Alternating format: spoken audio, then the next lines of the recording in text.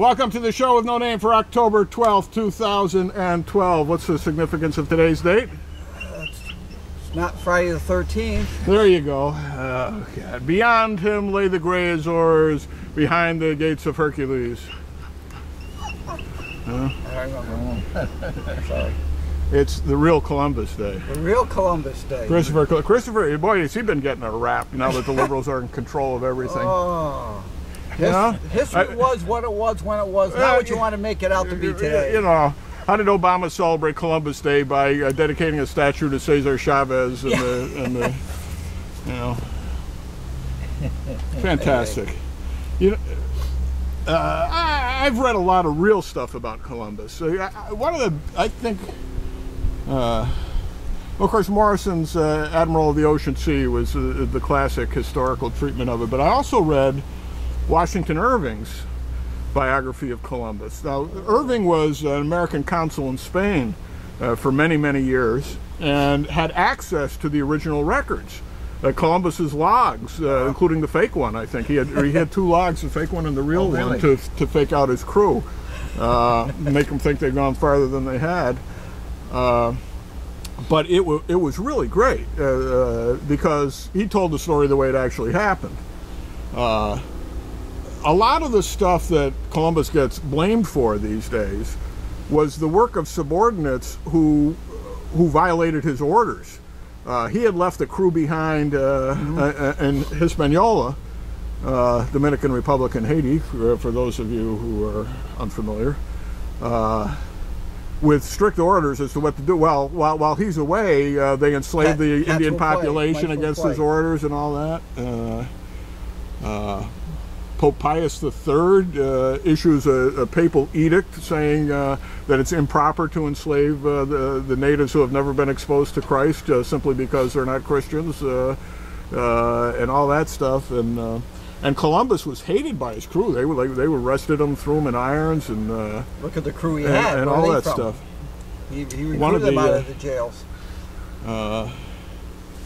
One of the really truly great events.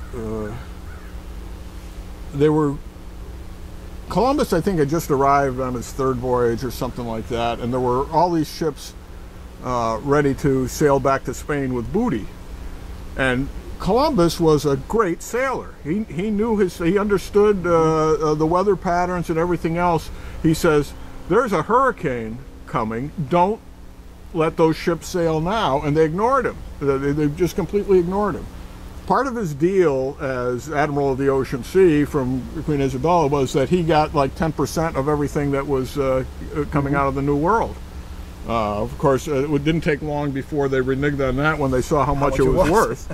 But at the time, it was still good. So they ignore his orders and sail for Spain with this fleet of ships. Only one of them gets through, Columbus's. The one with his 10% on it. But then, the litigation went on for years, but there's no appeal from the King of Spain, and his descendants never got a dime was owed, because it was owed to his descendants as well. But anyway, the sheer courage and brilliance and everything else, you can't ignore that. The man opened the New World to Europe, and of course he was Italian. And he was Italian. And that should be the end of the story, right? That's it. And I think that's the real reason that people are denigrating today, because they hate Italians. Yeah. Well, you know, what he did would be like getting in a spaceship and saying, "I'm going to go someplace and see what's there," without knowing where you're going to go. Yeah, I mean, he had he knew something was there. He knew the Earth was round. They'd known the Earth was round for centuries. It's just the common people didn't know. But wow, I mean, to go where no man has gone before, or at least left any kind of record of it, is pretty astonishing. Pretty astonishing. Very. And he does think he's reached China. He seems to have miscalculated the diameter of the Earth, which I don't understand, but I guess the first thing is once they establish some kind of common language. Once they start understanding each other's language, he says, "Take me to the Great Khan." You know, how do I get to the Great Khan? Because he thinks he's there. He's in China. All he's got is Marco Polo script from a couple hundred years before. Here's a peculiar. Am I talking too much? No, that's interesting. Okay. Here's a peculiar historical oddity. Some 8 or 9 years after Columbus's first voyage, a Portuguese ship. Remember now, the Portuguese at this time were exploring the coast of Africa and going around, finding a route around Africa to China, to the Far East. A Portuguese ship gets caught in a huge storm off the coast of Africa, with the part of Africa where it sticks out into the Atlantic toward Brazil. Yeah. And that ship gets blown to Brazil, out of control. So that's how the Portuguese end up with Brazil, and everything else goes to Spain, right? Completely by accident. If Columbus had never sailed, the New World would have been discovered by accident by the Portuguese shortly thereafter. Portugal might be a lot bigger than it is today. That's right. Or they could have done what Spain did and just blow it all. I mean, think of it. Careless spending. No checks and balances. Spain was not destined to be. They should have been the greatest nation on earth after they had almost all of the Americas at that point. They had a good chunk of North America, including the Mexican Empire and California and all that, and all of South America save Brazil, plus numerous islands in the Caribbean and then the Philippines. But they were more concerned with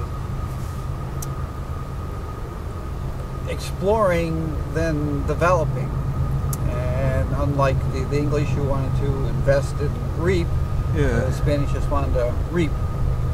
Well, they just sent people in to exploit what was already there, the Inca mines and all that stuff. Found some interesting things. Even in Hispaniola, there were gold mines when they got there that were abandoned and had been dug by a race other than the people who were living there at the time. Actually, the people who were living in Hispaniola hadn't been there all that long. Right. Nobody knows who they were. Peoples come and go over the millennia, and probably the greatest adventure. It's straight out of Mark Twain, but I think Mark Twain got it from Columbus. Columbus is shipwrecked in Jamaica. Third or fourth voyage, I forget. He's shipwrecked on Jamaica, and at first has no trouble because they got all kinds of booty with them, glass beads that they trade to the Indians for food. And what happens? After a while, this is a basic Adam Smith economics, the Indians have all the glass beads they ever wanted and decide they're not going to trade anymore for them. So Columbus's shipwrecked sailors are literally starving. And Columbus, being the great sailor that he is, and keeper of the stars, consults his almanac and discovers that there's a solar eclipse coming up. And he warns the tribes of Jamaica, if you do not give us food, I am going to blot out the sun tomorrow at noon, whatever. And the next day, of course, the sun gets blotted out. They all get hysterical, and Columbus gets all the food he needs for a while. Meanwhile, he sends, not himself personally, but he sends a bunch of men on a small sailing ship to go from Jamaica to Cuba in really treacherous, shark-infested waters and all that. at a time when such a vessel had little chance of succeeding. But they do this harrowing trip across the Caribbean, make it to Cuba, and are able to get a rescue ship to come and get them out of Jamaica. Otherwise, people will be wondering, hey, what are these funny Renaissance-looking bodies we're finding here? Yeah. Oh, those must have been great days, great days of adventure. You know? Wow. Daring days of adventure. Days of yore. My Kindle book of the month is, because it's been taking me a long time to read it, but it's Josiah Quincy's biography of John Quincy Adams. Fantastic, fantastic, because he steps back and lets Adams tell the story, basically. But he sets up, you know, what the conflicts were at the time, and then what Adams had to say about it. And I say that absolutely one of the most brilliant, thoughtful, prescient people who have ever served in public office was John Quincy Adams. Well, he was sent overseas at a young age. Incredibly young age. In the State Department. He spent time in Russia as an ambassador. I mean, he was... At the age of 14, he was the executive secretary to the ambassador to St. Petersburg. Yes. And then, you know, after a couple of years, he's kind of done with that duty, and he's supposed to be joining his father wherever he was at the time. He was either in Amsterdam or Paris. And his father hears nothing from him for months because Quincy has decided to take the grand tour, and he's off in Scandinavia and meeting with the Swedes and the Norwegians and the Danes, and finally wanders in, 16. Hey, Dad, how you doing? Yeah. 15, maybe. He may have been 15, and then he goes. And then his father sends him home, and he enters Harvard at 15 or 16. Jeepers. Yeah, kids grew up fast back then. He started keeping his diary, I think, when he was 10, when he made his first voyage across the seas, when his father was sent to Paris to join Franklin and Jefferson, I guess, right? Yep. Or Jefferson arrived shortly thereafter. Just amazing, amazing stuff. And if you read his early stuff when he's 10, 11, 12 years old, very well written for a kid. Well, he was an ordinary kid. He was well read for the time. I mean, he was a voracious reader. Yep.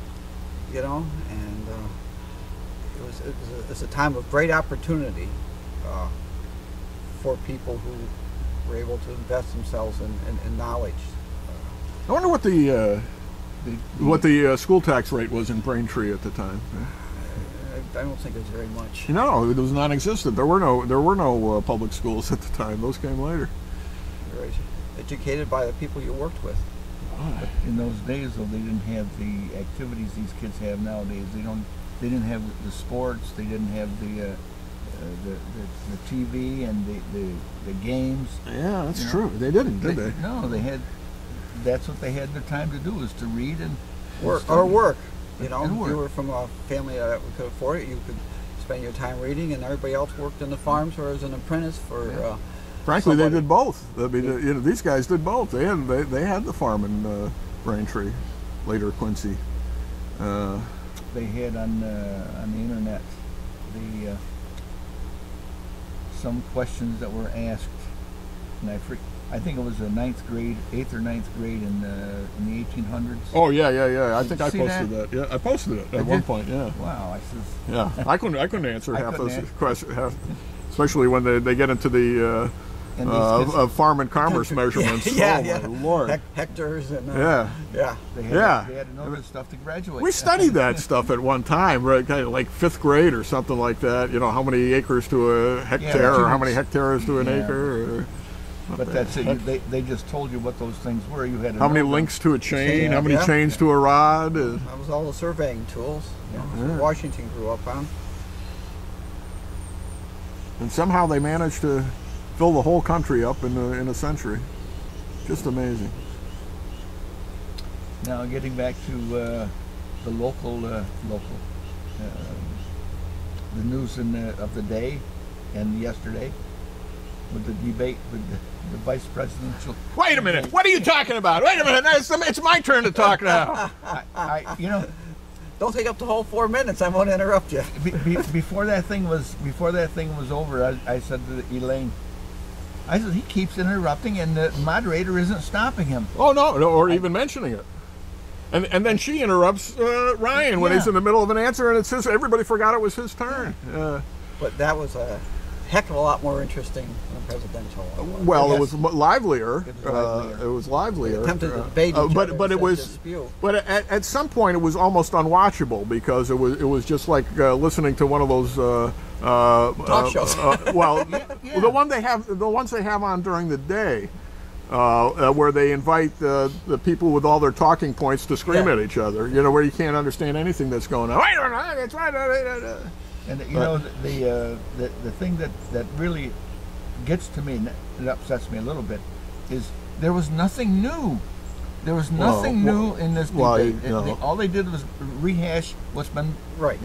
Well, I wouldn't expect much new at this point, but I was analyzing it this morning with noted presidential historian David Petruccian, occasional guest on our show. You know, after he did featured guest. After he did our show, I don't know if we mentioned this last week, but he went down to Kentucky to speak at the McConnell Institute, and then he was flown out to be on the Beck Show in Texas. And so after using us as a stepping stone, he went on to bigger and better places. Yeah, wow. Yeah, and I think he did Paul Vandenberg after that too. But what did he say about the debate last night? Well, I'll let him speak for himself. I'll tell you what I told him. What did you tell him? Here's the thing. Of course, everybody concedes that Biden was rude, obnoxious, talking over everybody, and disruptive. And he was. And I think that was the only thing he could have done. Because you're up against a guy who knows what he's talking about, who can set forth his, if allowed to, can set forth his points in a logical, coherent, persuasive manner. And what are you going to... You can't let that happen, especially when you've got nothing to say. I mean, you can't talk about your record and you can't talk about your plan for the future because one is bad and the other non-existent. So I compared it to something I saw on TV last week. One of the football games, I can't remember which one. It's late in the game, and the team that's got the ball is going for, I guess, what will be the winning touchdown or the put the game away touchdown, something like that. And ball's in the air, and the defensive player commits an egregious, obvious pass interference. And that was exactly the right thing to do, because if he doesn't commit the pass interference, the guy catches the ball and there's going to be a touchdown. Instead, the ball ends up on the 1 yard line. Well, 1 yard line ain't a great place to be, but it ain't a touchdown. Mm-hmm. So what you do is you prevent the touchdown and pray to God there's some way you can squeeze through and hold them from the 1 yard line. That's exactly what Biden did last night. If it was a strategy and not just the crazy uncle thing, because it could very well be just that.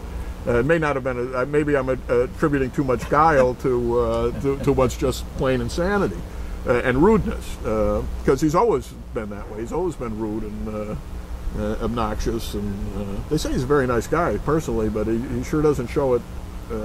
He's the guy that's had 2 beers already in the bar when you go in. And you have to well, right.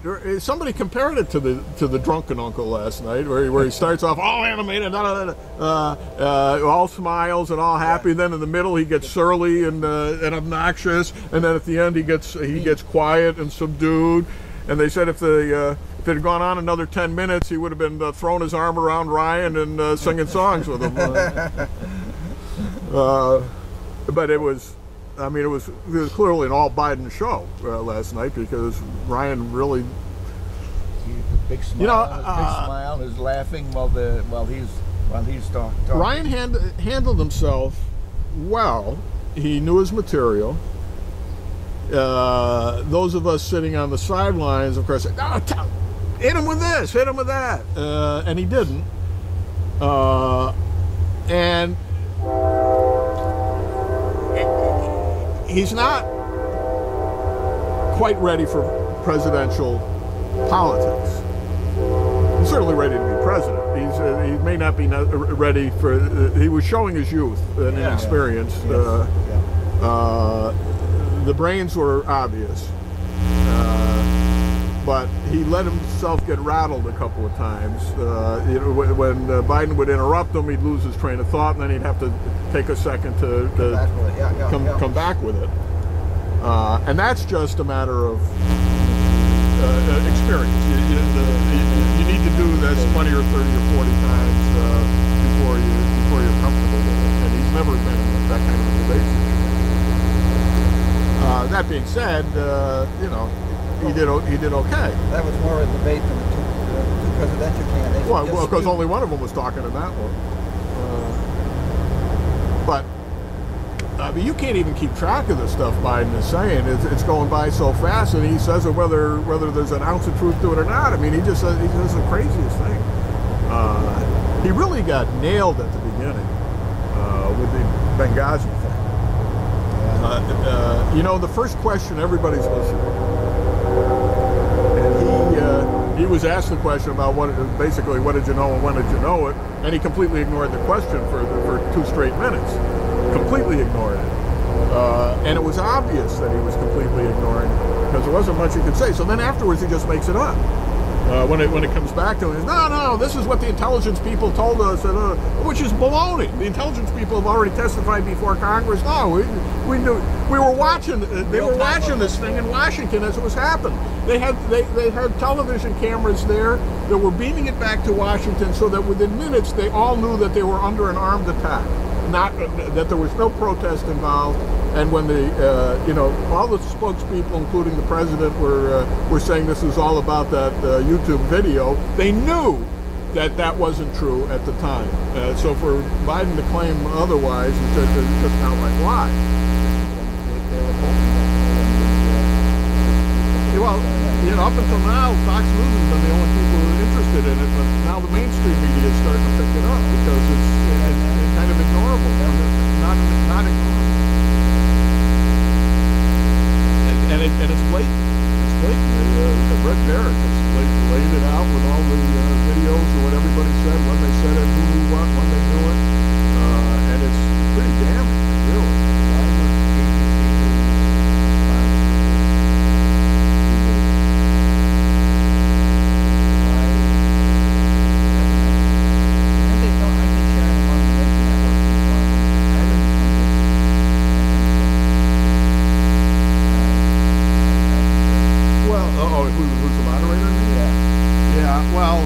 Well, there's this quote independent National Debates Commission, which they ought to throw out because they're all they pick is left-wing commentators. But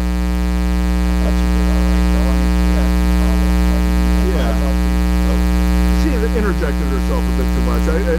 People complain about Lara. I think, whether deliberately or senility, he stayed out of the way in that debate, and that's you don't want to hear the moderator. You want to hear. This is not a press conference. Separate him a couple of times, like a referee in a fight, clinch in and get back to point. Right. Yeah. Right, and that's it. Yeah. Especially if you're going over the same material over and over while you're running overtime. Did you guys see that the bad lip reading thing on the first debate that I posted on Facebook? Yes. That is truly one of the funniest, cleverest things. Did you see that? Huh? Not that you posted. I saw one that was on the TV. It was his. What they did was they took. Well, these bad lip reading people started working back in the primaries and had some hilarious takes. And what they do, they use the real image and dub in. They dub in the voices following the lips. so that it comes out sounding like they're actually saying what the what's being dubbed in, and it's not faked. And it, you know, some of it's just gibberish, but some of the rest. This was so clever. It was the best by far they've ever done, and they've done some brilliant ones. Ron Paul and Joe Biden particularly were hilarious. But this one with Jim Lehrer kind of out in space and bringing everybody together, and the song at the end, the Eye of the Sparrow, Eye of the Sparrow. I'll post it on the homepage with this video, because it is absolutely brilliant. The fact they could put that together in less than a week. There's some pretty clever people working on that stuff. Oh my God! You gotta go in the government. That's right. Getting things done so quick. Or actually getting something done at all. Republican National Committee had a Joe Biden laughing ad up before they were done commenting on the show last night. It was just amazing. They managed to splice all his weird laughter together. And I know I saw it before I went to bed. It was up around midnight. But I don't think this is going to have any effect on No. It riled up the base a little. But if you have to rile up your base, at this point you're stretching. You're really stretching. You're dire straits. But independent people watching it, or people on the fence, were just offended by Biden's conduct. Amazed me, really, that for two debates in a row, the instant polls said the Republican winning. That's never happened. Never. People forget that Sarah Palin really held her own in the debate 4 years ago, by far, and had Biden completely off guard, and really won that debate. People don't want to talk about that because it doesn't go into their image of Sarah, but she was good. She was really good. Yeah. And but there you go.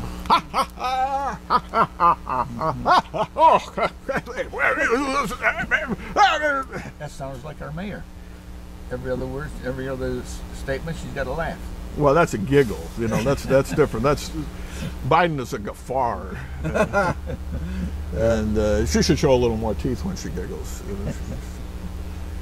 Biden's had to take a lot of bullets for Obama, so I guess he has to laugh at many things. But think about that. He was able to. He was far superior to Obama in performance, because as much as it was total BS, he was able to keep up a steady line of BS, and so fast, and that you, as I said, you can't keep up with it. So that anybody who's trying to get an issue out of it is just thinking, well, this guy at least knows what he's talking about in defending his position. Well, he may or may not have known what he was talking about, but he defended his position very well. He had an interest in what was going on, and he had a self-serving interest in coming out bail hold his own like that, as opposed to Obama, who really doesn't care about anything. Well, he certainly left that impression, didn't he? Yeah, he did. He did. You know, he... Yeah, I think the VP debate will probably have little, if any, effect on the polls. Though I don't think we're ever going to be able to tell. Except for the diehard Democrats. You know, Romney's been on a steady climb since the last debate. He's now ahead in just about every national poll. He's ahead in all these swing state polls, which are, of course, the important thing. Well, the polls aren't important, but the swing states are.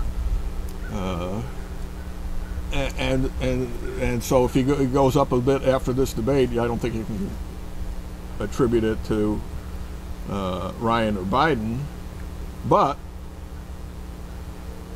I think a lot of people got to look at these last two debates and say, wait a minute, this guy's president and this guy's vice president? Is that who you want in Really? the country? Really? I think the next one, when they really get into foreign policy, I think it's going to be the tell. Is that the next one, or is it the town hall one? Is it, or is it? No, I think the town hall's the last one. Is it? I thought. Maybe, yeah. Carl's last one. I think the foreign policy one is going to. It's not just going to rally the base. It's going to rally the independent voter, and they're going to see this administration for what it is. And it's scary stuff going on around the world right now. It really is. We've got troops in Jordan on the Syria border. The Turks have put a couple of divisions on their border with Syria. I mean, I'm not sure what our troops are doing there at all in Jordan. You know, I mean, it's. Are they there to protect the Americans in Syria?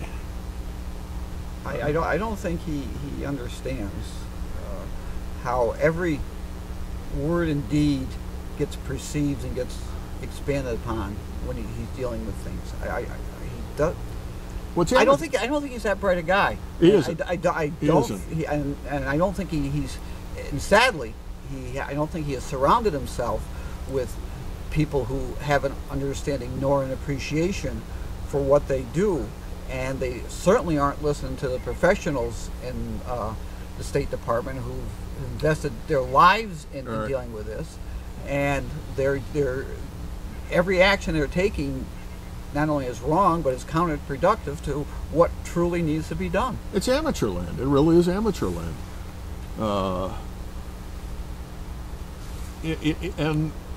You know, Obama, when he does speak, just says the first thing that comes out of his head without thinking about what the repercussions will be, or how it will be viewed in Iran, or how it will be viewed in any of these other places. I mean, I'm not sure we even have a foreign policy. It's not clear at all what it is. We just want everybody to like us. Well, you know, liking and doing the right thing aren't always the same thing. Sometimes. And protecting American interests, as Ryan said, is the first and foremost thing. It's the only thing, really, when you get right down to it. And if we aren't so invested financially and dependently upon certain areas of the world, and would provide for ourselves, our influence could actually be increased because we're not looking at being self-serving. Yeah. If as you know. Drill, I mean, baby, frack, baby, frack, and drill, baby, drill. If they do that, and we don't have to depend upon there, we don't have to necessarily take sides with the devil all the time to come out. In other words, if we can be on equal footing with the Saudis instead of dependent on them, absolutely, we can understand each other a whole lot better. I don't understand. I don't know. I mean, the left wing, the progressive wing, whatever they want to call themselves in this country, has been anti-energy forever. No matter what the energy plan is, they're against it.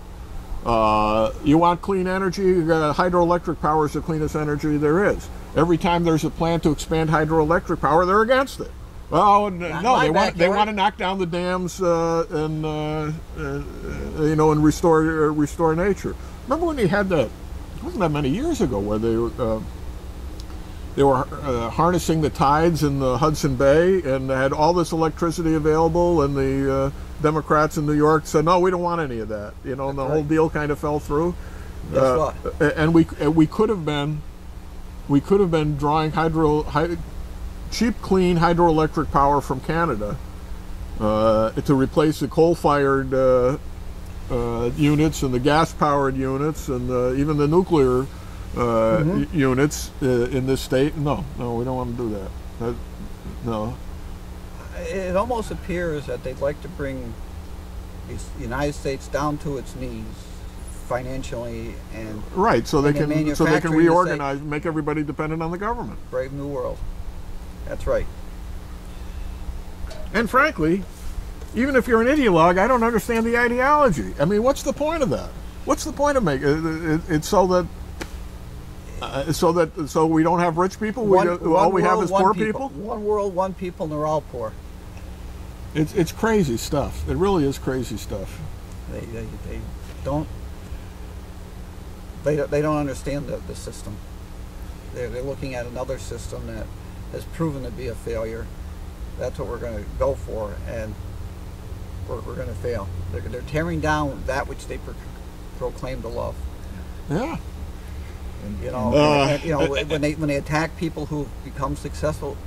We grew up that as the American dream. Lift yourself up and do better and continue to do better. I don't understand that. You know, as opposed to fostering this society of jealousy over others, as opposed to aspiring to become one of them. One of them, and being self-sufficient of your own, not being needy, not being needy towards the government to receive from them. And I'm not sure when he's used that 47%, he explained himself that well. But when you look at the percentage of people who have become dependent upon the wishes, the buys and leaves of our leaders, it's frightening. Absolutely, it's frightening.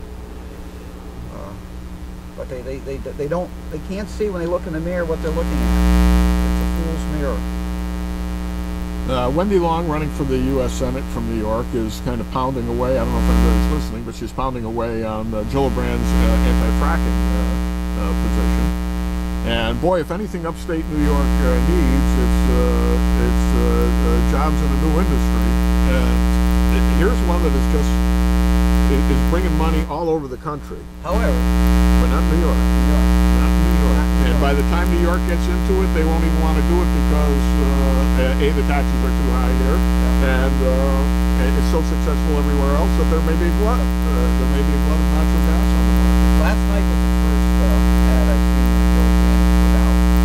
Pretty much on the radar quite a while. Yeah. Rightly so. You're right about that. And it was one of those say nothing ads too. NPR radio had a woman on the other day, environmentalist, and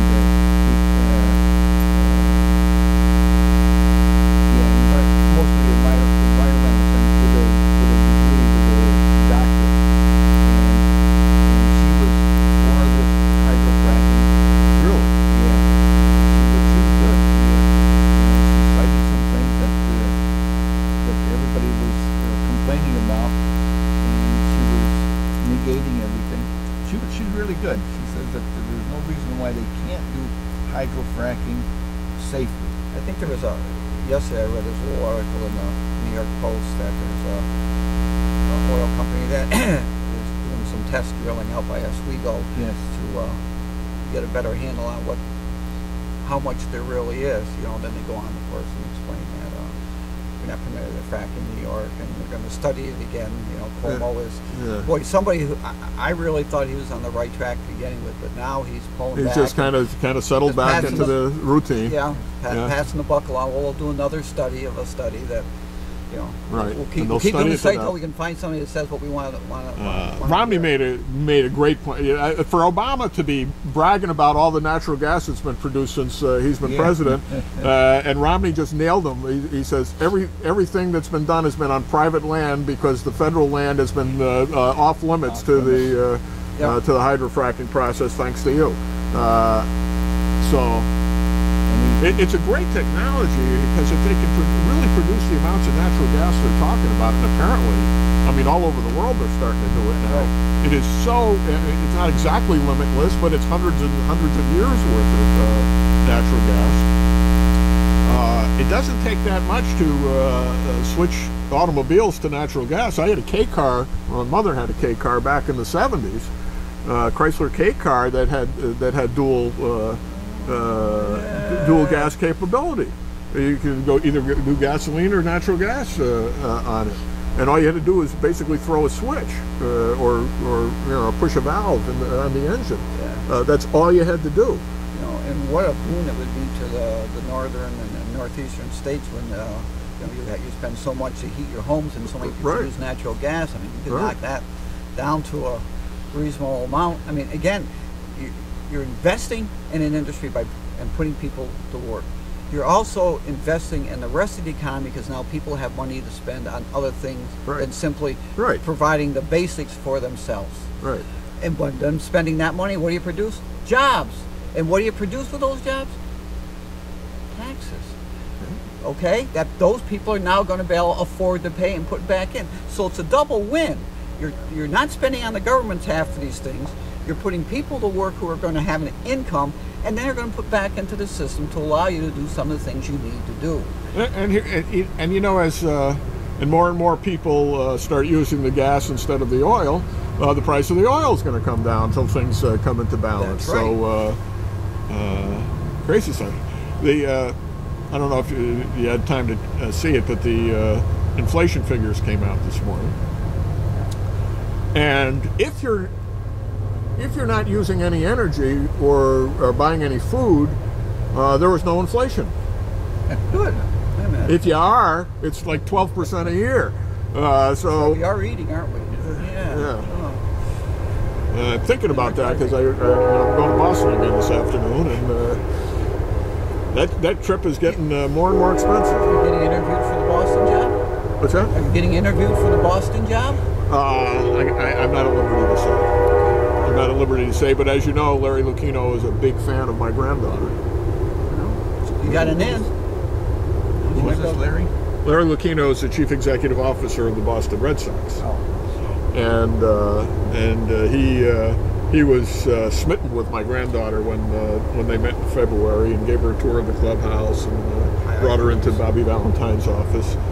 And let her play with their dogs. The Lucchinos have a couple of black labs, and she played with them just like she does with Chippy the Wonder Dog. Exploit your resources, Bob. Exploit your connections. Well, yeah, and you remember, my brother Sean was with them, and he got to sit behind Valentine's desk, and we got that great picture of Lucchino pointing his finger at him. I bet he really did that too later on this year, Mr. Valentine. Yeah. Well, let's look. I hope it works out for you. I can't say that one way or the other whether I'm being interviewed for the job, but I will be in Boston. Not this time. Okay. Not at this time. I'll be in Boston later today. Maybe I'll break it on the show, though, at some time. Well, if I get the job, you'll hear about it here first. We can draw the conclusion. Yeah. We know when you're going to Boston, so we know what's going on. I'll tell you this, I keep talk. I will definitely keep talk. I promise. I promise the people of Amsterdam that if I become the new manager of the Boston Red Sox, I will demand as part of my package that Gary Tuck stays with the team. Maybe even in an increased capacity. I don't know. Were you into the dugout with you? Yeah, he'd be a good bench coach. That's what I was thinking. Yeah. Well, although I might want Veritek for that. It would be good to have them both there. one in each side of you. I got Koufax lined up for the pitching coach position. I'll vote for you, babe. I'll tell you what. He gets invited every year to half the Major League Baseball teams to work with their pitchers. When Koufax speaks, people listen. As well they should. Here comes the sun again. This is one of those. It's like a New Hampshire day out there. Where if you don't like the weather, come back in 5 minutes. This is probably maybe the last time we're going to be on this. I would think so. It's a little chilly here, even as we speak, and who knows what the weather will be like next week. But autumn is coming quickly. Autumn is coming quickly. Well, say coming. I mean, you may not even be able to get to your house with the construction that's going on downtown. You may not be able to get there from here. Well, Which has happened a couple times to me yesterday. Yeah. According to the paper, they've halted construction. They don't expect to get done this season as they had planned. I kind of hope they move some of those barrels in. It's getting crazy. Market Hill has been almost impassable for a month now. I think. Was this morning. I had to go the back way back up to the high school because it was backed up really from the bridge as far as you could see up Market Street. There's one lane there getting through that section down by the firehouse again. Drove up to the high school yesterday and saw the Murdoch project for the first time. Is that outstanding? Does that make it look like a school now? Yeah. The outside there, and the sign. Oh, the sign's gorgeous. Oh, I didn't see the sign. Oh, it's electric. One of those LED signs out there, and they've got all the messages and stuff going on. They can program it from the principal's office. Oh, it's like the St. Mary's sign, the one that. I think this is a 2000 version of it. It's a step up from what St. Mary's has. Really? Yeah. Because the St. Mary's one is practically HD, for God's sakes. Well, this is pretty snifty. Yeah. Oh, wow. But it's where I spoke to the administration at the high school, and it's working out real well. The bus loop in the front and keeping traffic from crossing each other there, and it's really sped things up. They got that nice walkway going in, to the high school. Yeah, and the whole island thing, it just looks good. Yes, it does. And if you get inside, you've been inside? No. Oh, baby. It feels like a school now, not a warehouse. Really? Yeah, it really does. It just has a whole different atmosphere in there when you walk in. You know. Who was telling me? Was it you about the electricity and how there was something went wrong with the electricity, and they were checking it out, and found that when the school was originally built, they had grounded it to the lockers or some crazy thing like that. No, that wasn't me. Oh yeah, and somewhere along the line, the loop got broken because nobody expected. Nobody expected. They couldn't figure out what it was, and it's because it's not connected to the lockers anymore. Oh, yeah. It was when they were doing. They've done it in phases. The high school, different parts of building, different years to work on it. But they'd had that. Well, I'm talking. This went back to when it was built from the 70s. Yeah, it had been wrongly wired in the 70s, and nobody found it because the circuit was complete. When they were doing each section, they take the tiles that you see up there. There were these electricians were there hours trying to figure out what each line. It was terrible. I mean, it looked like some kindergarten went up there and just played around with the wires and moved it. It was awful, and that was one of the reasons they had so much problem with the fire alarm system that perpetually went off, of course, at inopportune times, because it was just they had wires literally crossed. They had tie-ins that should never have been made, but they've got those all rectified. It's gorgeous. You walk in there and you won't recognize the place. Wow. Yeah, really nice job. So you're doing a good job then as a member of the school board. I had nothing to do with this. Nothing to do with that. Just my architectural plan for the front of the building. You can't say that, Gavin. You've got to say yes. Since I've been there, everything has changed. You just remember, you always give everybody else the credit, and you take the blame yourself. All right, I got a little lobbying to do. Yes, here. Talked to Bert DeRose a couple days ago. Umberto. Former principal of the high school, and of course former drama director. Cousin of mine. A cousin of yours, cousin of your wife's, yeah. And he has got a proposal that he's very serious about that won't cost the school district anything. And that is to name the newly renovated Wilbur Lynch Auditorium in honor of Michael Lynch, who was, I don't think any relation to Wilbur, as far as I know, but was killed in the Vietnam War. And I think Mike was probably the last drama-connected person to be killed in the service of his country here. And it's really appropriate because he trod those boards for many years, both as a high school, because it was the high school at the time, both as a high school drama student and as in the summer shows. Mike, I first met Mike when he was doing South Pacific in 1965, and I think he graduated the next year in '66.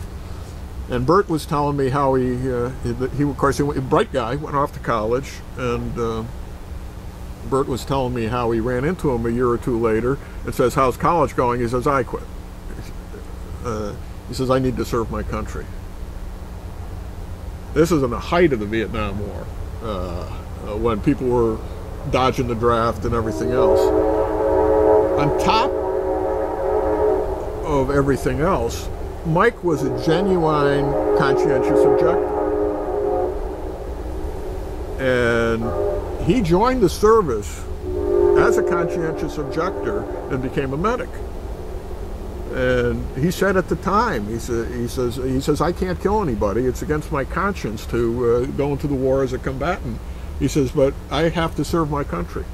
My country needs my service, and I'll give the country whatever service I can give them." And he had a student deferment, and he gave it up.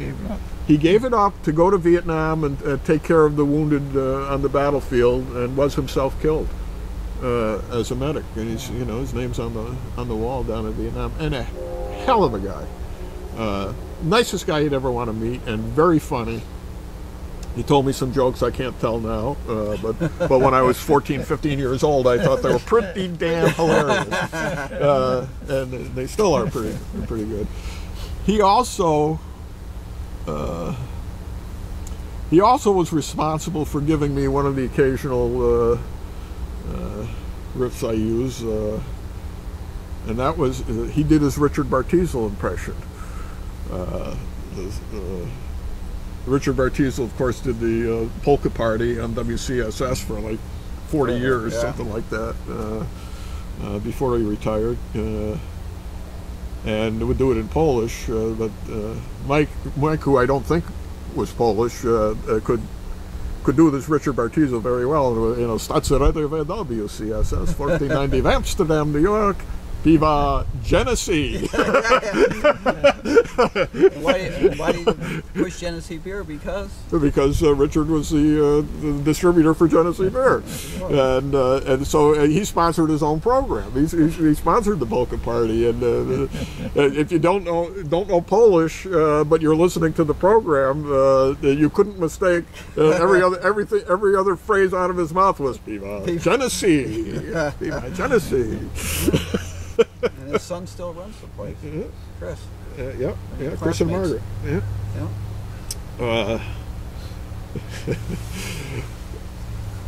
Of course, Bartizel, the William Bartizel company, was around for a long time, and still is, of course. And I found an old ad for them from like one of these political programs or something from the 20s or very early 30s. In any event, it was during Prohibition. Big ad for William Bartizel. I said, what? You know what they were advertising for sale? Soda? No. Water? No. Healthy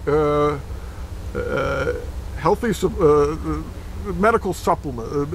What are they called? Medicinal supplements. Snake oil. It was barley, hops, and medicinal yeast. I say, brew your own. That's funny. That's how they got through. That's how they got through Prohibition. But they kept the company going all that time by selling people ingredients for bathtub beer. If they couldn't make it, they'll have somebody else make it. That's right. And it was not illegal to brew your own in those days. This is what people forget about Prohibition. You could make whatever you wanted for your own personal consumption. You just couldn't sell it. Well, Como wants to relax the laws on home microbrews. He says it's a great area with all the farms and the grains that they can have breweries all over the place. Yeah, I don't even know if you need to relax the laws on that, do you? So you just open that new brewery down in after so many gallons. After so many gallons, you have to have a license and all kinds of regulations. Yeah. 10,000 gallons, I think, is what they were saying. Well, microbrews are pretty darn good. I can't drink them anymore, unfortunately, but you can't. No, because they've all got gluten in them. I suppose I've never seen a gluten-free microbrew. There are gluten-free beers out there, but and they're okay. But they're missing something. They're missing something. They're missing something. That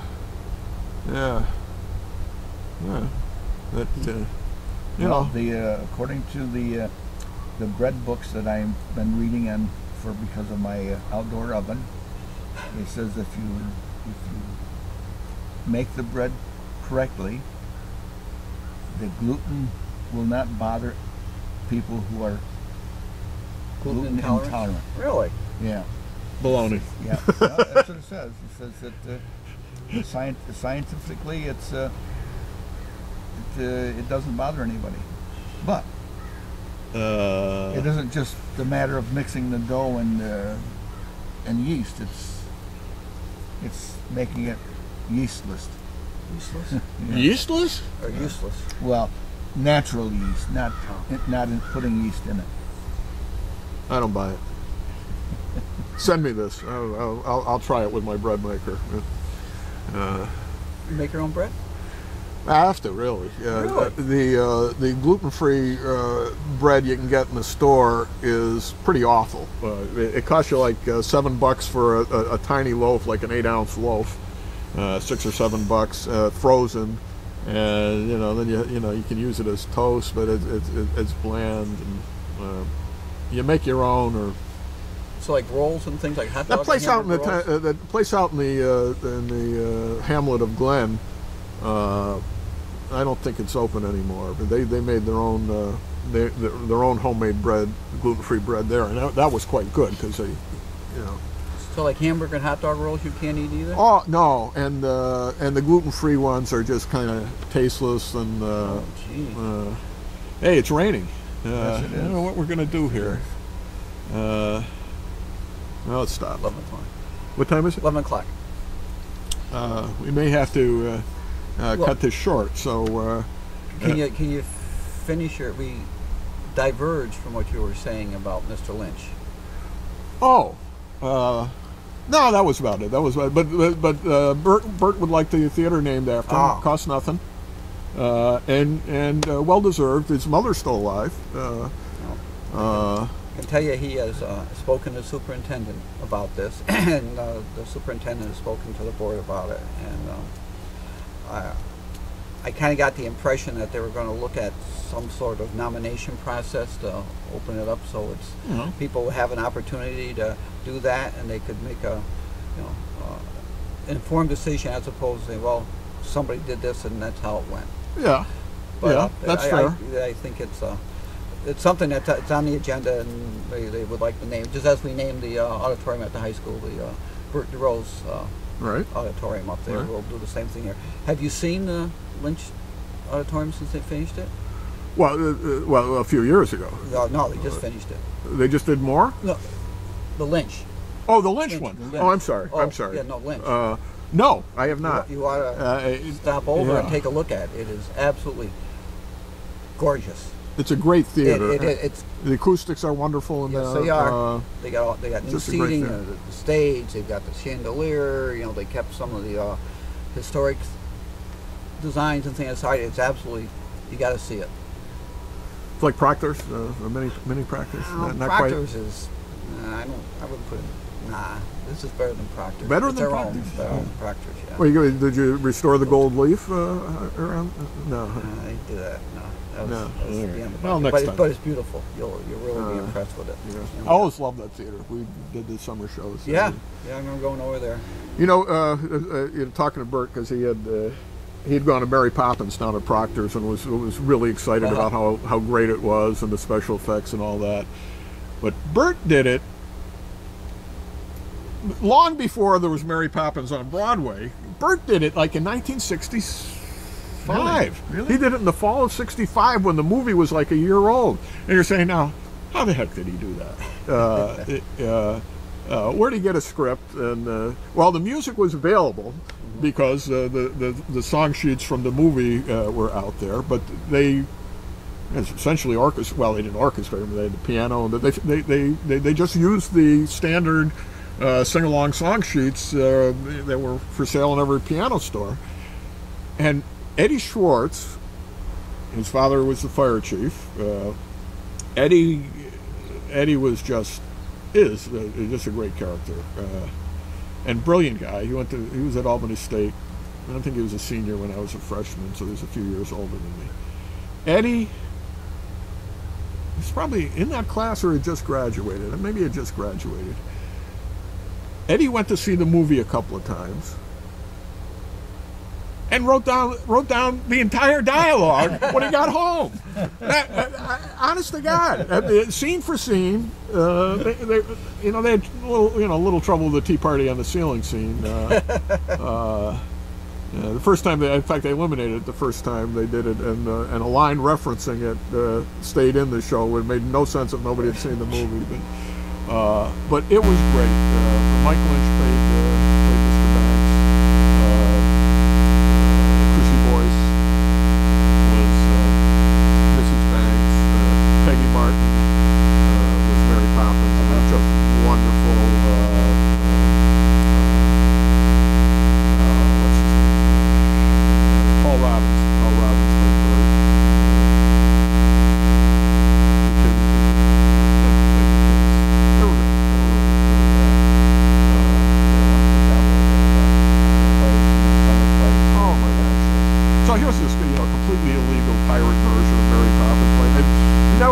he did it twice because he did it with Michelle years later when his daughter was in high school. They did it again.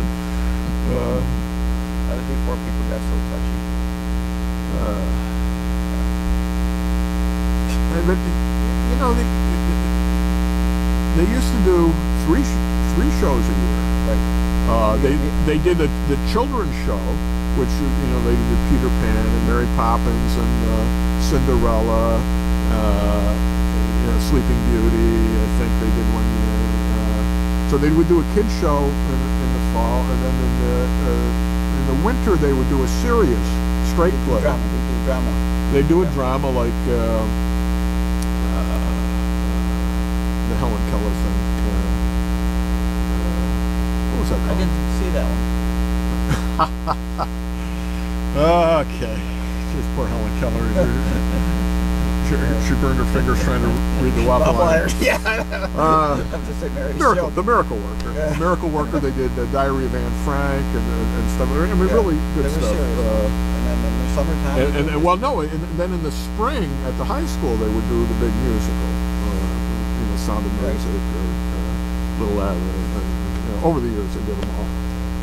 And then Bert would do the summer show. So he was doing four major shows a year. Three of which were musicals usually. But the children's musical, usually they do a lot of faking them, doing stuff without the original scripts.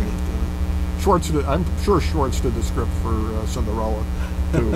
It's kind of a mixture of the Disney movie and some other songs they stole from here and there. But the number of people that he had involved in these productions. Oh, it was fantastic. I mean, you had your crew, you had the stage crew, you had your cast, you had your understudies. I mean, he would involve so many kids, and what they could pull together for the summer show when nobody's around, and bring these kids in and work with them hour after hour. It was just incredible the amount of effort and time that he put into this, and what he created. Because what we still have left at the high school with Bill Nelson is a carryover, because you've got kids of kids whose parents used to do that before, and they're doing it again. Sure. It's we do have so many hidden gems in this community that people just, I think they know about, but they just don't have a sense of appreciation for. We're very quick to find fault as opposed to very quick to give out praise. Those summer shows, it was hard to get tickets for. I mean, it was packed. It was packed every night. They would do two. Open. They'd call them open dress rehearsals, so they didn't have to pay the royalties on them. But they're really full-blown performances. But those were free because they called them dress rehearsals. They were free, and then they would take up a collection during intermission. And then it was like $2 for the quote real shows on the Wednesday and Thursday. Yeah, well, I can remember going up and we'd used to do a real dress rehearsal, and they would always invite the nuns to come see that so they could see the show for free. Yeah. But I remember Showboat was the one I remember, because I was going out with one of the girls, Debbie Carterella. I was going out with Claudia at the time. I'm surprised we weren't double dating. I remember. Yeah, she's married to Salvatore Pomodoro. Claudia. Debbie isn't though, but she was in it, and I remember going down. They had the big cast party down the Columbia Club upstairs, and but the number of people, I may have been dating her during Anything Goes. I could be mistaken about this, because I remember I sent her flowers for one of those. Yeah, they were over here in the corner of Union and Brant Place in the White House. Sure. Yep. Lizzie and Dryzak used to be in those shows. She's my Facebook friend. Claudia's my Facebook friend. Debbie is too, I think. Yeah, a lot of friends on Facebook. Oh, it's wonderful. It's wonderful. Keep in touch with people we haven't seen in years. That's right. Didn't even know where they were now. Michelle DeRose is one of my Facebook friends. She's still doing shows. She's doing an off-Broadway show coming up shortly. She's working on one. This is after we were younger. When we were older, Jessica Collins. Oh, yeah. Jessica Caponia. Right. She was on NCIS 2 weeks ago. No kidding. Yes, she Really? was. Yes, she was. Yeah. She was a cute girl. Yeah. Yeah. Yeah. But she was on there. I told my wife. Runner-up She Miss should have Teen been. USA. Yeah. Mhm. Yeah. And she got robbed because she was far and away superior. She should have won Most that. talent. Yep. Yeah. Yep. She was just on NCIS. All right. And we were mentioning off camera. My son did this week's episode. Part of Law and Order Special Victims Unit. All his scenes were at the beginning. He was actually working, doing the technical stuff for the theater in which they were filming a mock talk show, and so he was doing the real stuff, sitting right next to the guy who was pretending to be doing his job, and he DVR'd it and went back and watched it. He thought he saw the top of his head in one scene, but then when he went back and watched it again, he said, "No, that wasn't him." It wasn't his head. They came real close. He was sitting right next to the fake guy, and he was just off camera. He said, "If I had sat up in my chair, I would have been in that scene." But he doesn't. When he's doing his job, he does his job, and he doesn't fool around. And he doesn't want to step in and be something that he's not. Even when William Shatner was doing a show in one of his theaters, he wouldn't go up and be stupid.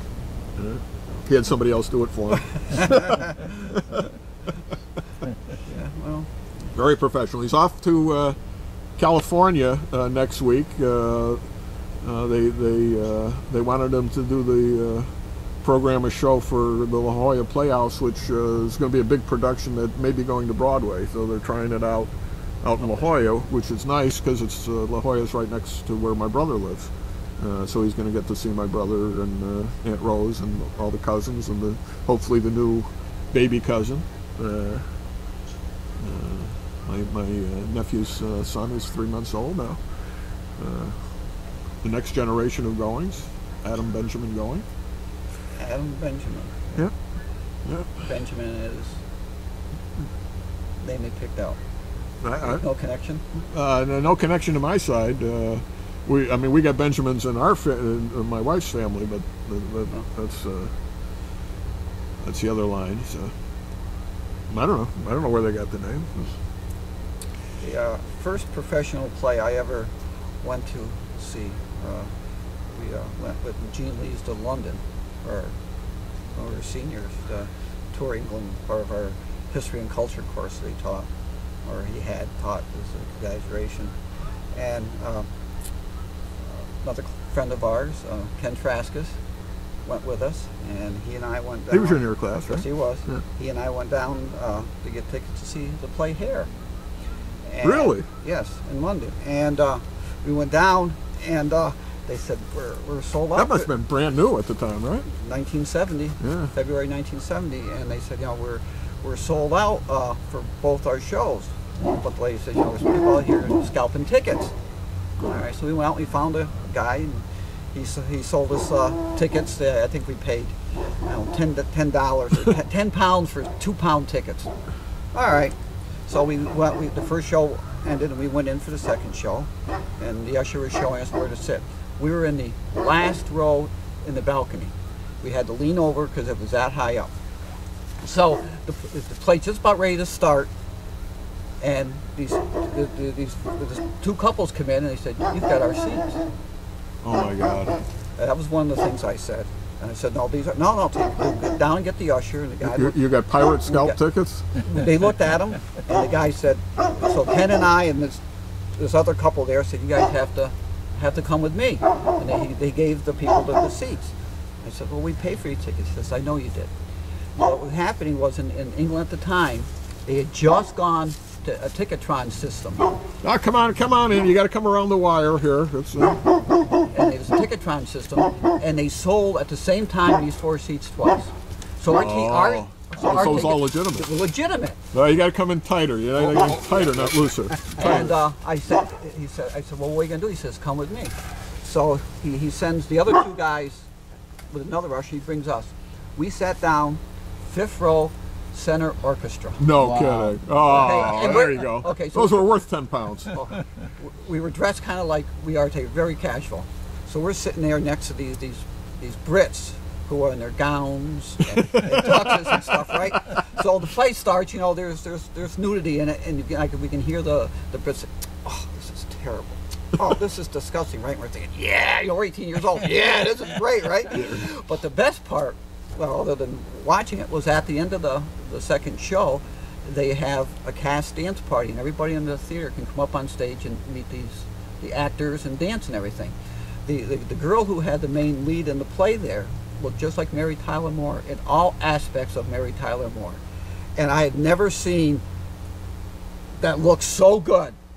It kind of spoiled my all future expectations of anything, because these were just the best you could ever see. Yeah. It was a wonderful experience. We're talking Dick Van Dyke, Mary Tyler. Oh, Dick Van Dyke, Mary Tyler Moore. Okay. Yeah, absolutely. This girl was just gorgeous, and get that close for that price, it was worth every bit of it. When you were 17 years old. 18 years old, we had the best time. But that was the first play I got to see, and I never have seen another play that lived up to those expectations. All right. While I'm broadening the range of the camera, why don't you introduce our guest here? This is our valued city historian, among other hats that you presently wear, Bob Van Hasselen, and I think he's got some good things to share with us, because every time you show up, you come up with something important, either historically or developmentally in the What time do you city. have? City Or of just Amsterdam. socially. It's Well, what do you got there, city historian? Are you going to start the second half now? Since it's I didn't bring an extra cup out. I give you some cold coffee. Oh yeah, it's ice cold. It's ice cold out I here. thought we stay warmer We're by going to start the second drinking. half now, Hey, and the first half. yeah, we could do that. guys start Okay, we'll be back shortly with more of the show with no name. We just ran over on the first half. Then I gotta see it.